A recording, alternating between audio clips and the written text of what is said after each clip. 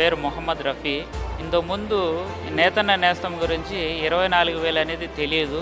ఇప్పుడు జగనన్న వచ్చిన తర్వాత పాదయాత్ర చేసిన తర్వాత 24,000 డబ్బులు పడతా ఉంది. దీని ద్వారా మాకు ఎంతో ప్రయోజకమైనది.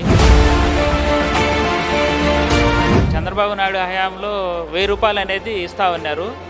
ఆ 1,000 రూపాయలు మాకు విలేజ్లో ఉండబట్టి ఆ 1,000 రూపాయలు కూడా అందేది లేదు. తన ఈనాడు కోసం, తన ఆంధ్రజ్యోతి కోసం, తన TV5 కోసం, తన దత్తపుత్రుడి కోసం వారు మాత్రమే కలిసి రాష్ట్రాన్ని దోచుకో, పంచుకో, తినుకో అనే స్కీమ్ కోసం గతంలో నడిచిన పరిపాలన గమనించమని అడుగుతా ఉన్నా.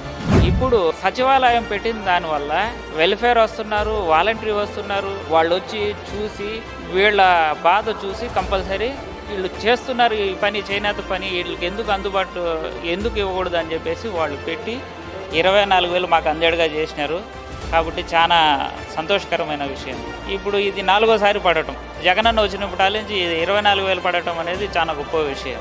నేను విన్నాను, నేను ఉన్నాను అని చెప్పి ఆ రోజు ఏదైతే చెప్పానో ఆ చెప్పిన మాటను మర్చిపోలేదు. జగనన్నకు మేము ఎంతో కృతజ్ఞతలు తెలియజేసుకుంటున్నాం.